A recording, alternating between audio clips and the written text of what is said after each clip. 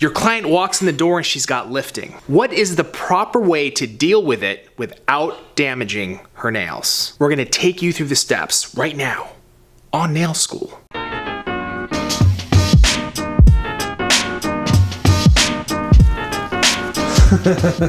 We've had a lot of requests on how to remove lifting, and it's the same technique whether it applies to acrylic or gel. So I'm going to use acrylic in this demo. The key is using the right bits on your electric file. You cannot properly remove lifting with a hand file without first of all taking too long or probably doing damage to your customer's natural nail or actually doing damage to your own wrists. So I'm going to show you something that is going to change the way you fill so that basically you're not only going to save time, but it's going to be basically more efficient and you will be more proficient when it comes to the technique. Tracy has a lift. I'm going to draw it out right here with my pen. You're going to notice it's right here in the corner, right in that area right here. Okay. So what we want to be able to do is we want to be able to remove that lift without a fill line. And the only way to do that is you have to cut it out. So I invented a bit called the safety bit. And I'm going to use our fine safety bit to basically come from behind to thin it out without the edge of the barrel basically touching the natural nail. So what I want to do is I want to cut from behind the line. And I'm going to thin it out, right, all the way down to the point where the lift will pop out. And what we want to be able to do is we're going to cut from behind, right? And again, even if I thin down the lifted area, you'll notice I'm getting pretty close, right? You can see it starting to flake away, right? I'm just going to get all the way down. Okay, look, see, so it popped. Now, you'll notice that as soon as the lift pops, I'm actually able to flake it away from the nail, and there is no red line at all. Go ahead and dust it away. I'm going to take a little bit of swipe and dust off the natural nail. So as you can see, there is no line at all. What I was able to do is get it as thin as I can so that the lift pops away and it leaves basically zero line of demarcation. Once the lift has popped out, I'm going to switch out to my medium diamond crosscut bit.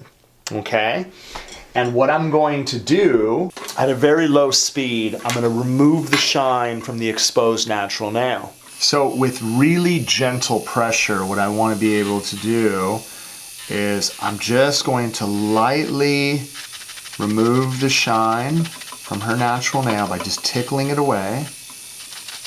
Okay, tickling it away.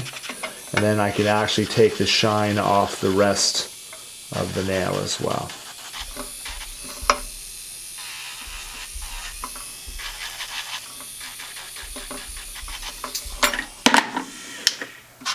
Let's go ahead and take some swipe, dust it off.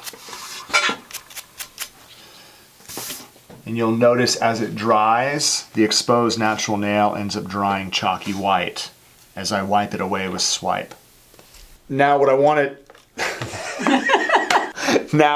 do is I'm going to use protein bond and I'm going to apply it to the exposed natural nail.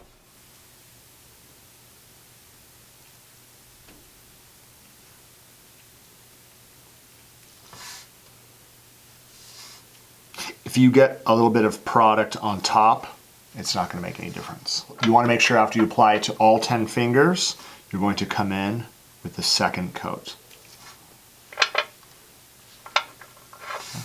As you can see, there's no line. So as soon as protein bond has been applied to the exposed natural nail, we're now going to fill it with cover pink. So what I'm going to do is pick up a really small wet pearl, and I'm going to set it right to the cuticle area. I'm just going to walk it to the side. I'm going to pull it. I'm going to walk it to the side, pull, and wipe, pull, wipe, pull, wipe, pull, wipe, pull, wipe, pull, wipe, pull, wipe, pull, wipe. And you'll notice as I pull and wipe the nail, everything blends in perfect. Pull, wipe, pull, wipe. When I set it down wet, I walk it down to the side, pull it, and then I go to the opposite side, do the same thing, and then I start to pull wipe from the front so that it all blends in. Now all I gotta do is wait till that dries, file into shape, and the fill is done.